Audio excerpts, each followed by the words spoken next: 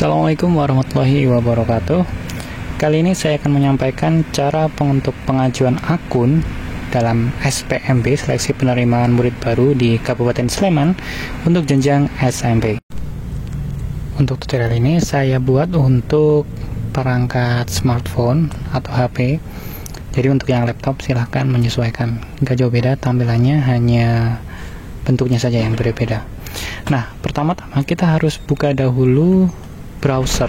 Silahkan pilih browser favorit kalian, bisa Chrome atau misal bawaan HP juga bisa. Kalau HP-nya Xiaomi bisanya Mi Browser, kalau Samsung biasanya Samsung Browser, atau mungkin browser-browser yang biasanya yang ada, bisa Opera, bisa Mozilla dan sebagainya. Dan untuk kali ini saya menggunakan Chrome. Di setiap Android ada ya Chrome.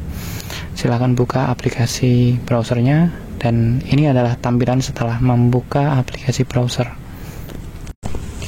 Oke, setelah kita membuka browsernya, kita masukkan dulu alamatnya, URL-nya ya untuk SPMB ini, yaitu yaitu sleman.spmb.id.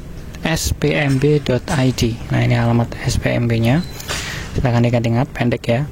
Lalu kita klik dapatkan akun di paling atas. Nah, ini ada beberapa menu. Ini merupakan urutan ya, ajuan akun, aktivasi akun, cek verifikasi akun. Ini semua urutan, dan lalu di akhir cetak ulang akun. Ini semua urutan karena kita mulai dari yang paling atas, ajuan akun dulu. Kalau udah nanti berlanjutnya. Nah, kita pilih SMP, lalu pilih dan lanjutkan.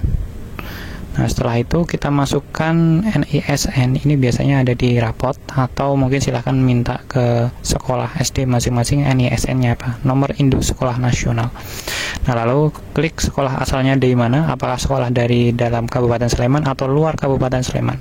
Nah, di contoh kali ini saya kalau misalnya sekolahnya di luar Kabupaten Sleman, nah misalnya nih katakanlah dari daerah Jawa Tengah misalnya, lalu dari Magelang dan seterusnya. Silahkan kalian pilih provinsinya mana, kabupaten kotanya mana. Yang jelas jika sekolah ini berasal dari luar Sleman, maka akan ada banyak data yang harus diinput. Berbeda kalau sekolahnya di dalam Sleman, maka sudah otomatis muncul. Nah, ini kode keamanan, tinggal ikutin aja gambarnya itu angkanya berapa, lalu kalian ketik dan klik selanjutnya. Nah, selanjutnya nanti akan muncul, kalau Kabupaten Sleman nanti akan muncul nama sekolahnya otomatis dan nama siswa. Tapi karena ini luar Sleman, maka harus ngetik manual. Nah, ini contohnya misalnya ngetik manual. Nama SD-nya harus lengkap benar sesuai dengan rapot, dan juga sesuai dengan surat keterangan lulus atau ijazah. Nama lengkap harus sama persis seperti di KK maupun akta. Jenis kelamin silahkan dipilih, tempat lahir, tanggal lahir, dan sebagainya. Nah, untuk yang dalam kabupaten yang dalam Sleman, maka biasanya ini sudah otomatis muncul.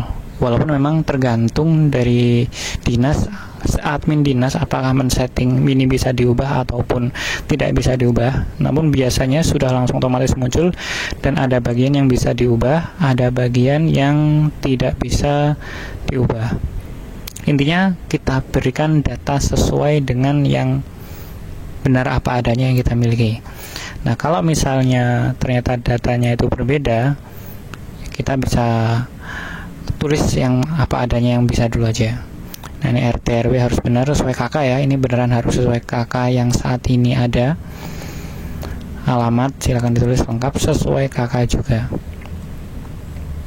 karena basisnya domisili adalah kartu keluarga. Nah, kalau sudah, masukkan nomor HP, dan HP ini pastikan ada WA-nya juga. Jadi kalau misalnya sekolah mau menghubungi bisa melalui WA. Dan ini nilai ASPD, silakan ditulis persis seperti di surat keterangan hasil ASPD. Ini contohnya cuma 99,93 aja biar cepat ya. Lalu nilai hasil belajar, ini adalah rata-rata dari nilai 3 mapel ASPD selama 5 semester terakhir. Dan kakak miskin ini silakan diklik ya atau tidak. Kalau misalnya punya kakak miskin silakan klik ya. Apalagi yang afirmasi ya harus. Nah, kebutuhan khusus juga silakan dipilih. Kakak lebih dari setahun ya atau tidak silakan dipilih. Batasnya 18 Juni biasanya ya. Cek juknis, pokoknya cek juknis. Nah, lalu ini kita harus menuliskan nilai rapotnya pas semester kelas 4 semester 1 untuk 3 mapel SPD, kelas 4 semester 2, lalu nanti lanjut kelas 5 semester 1, dan seterusnya sampai kelas 6 semester 1. Silahkan diketik hati-hati, tidak usah terburu-buru. Yang penting data benar itu, karena waktunya biasanya panjang untuk pengajuan akun ini. Nah, jadi kita pengajuan akun dulu. Nah, jika sudah selesai, ini semester 6 semester 1 ya, kelas 6 semester 1. Oke, kalau sudah kita klik selanjutnya.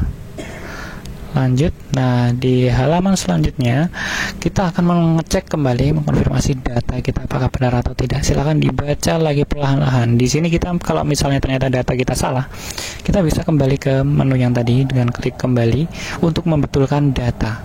Kalau benar, dan ini ada tombol kembali di bawah. Nah, ini kita harus klik centang kalau kalian merasa bertanggung jawab atas kebenaran data. Jadi kita harus tanggung jawab, misalnya data ternyata salah, maka kita harus siap menanggung resiko. Nah, ini contoh kalau sudah selesai, berhasil, lalu kita cetak ajuan akun, cetak bukti pengajuan akun. Nah, kalau lewat HP nggak usah bingung, bisa di save PDF. Nah, klik di sini save as PDF, lalu bisa kita ganti ukuran kertasnya A4 biasanya, atau F4 juga boleh, tapi paling enak A4 yang paling banyak ada. Terus kita klik di tombol hijau. Ini hasilnya ya. Kita klik tombol hijau untuk mendownload hasil tadi, hasil bukti pengajuan akun. Silahkan di save di mana terserah, dan jangan lupa diberi nama biar enak. Nah, ini hasilnya sudah selesai, bisa dipakai untuk pergi ke sekolah tujuan untuk memverifikasi dengan membawa dokumen-dokumen yang menjadi persyaratan bersama bukti ajuan akun ini. Terima kasih. Wassalamualaikum warahmatullahi wabarakatuh.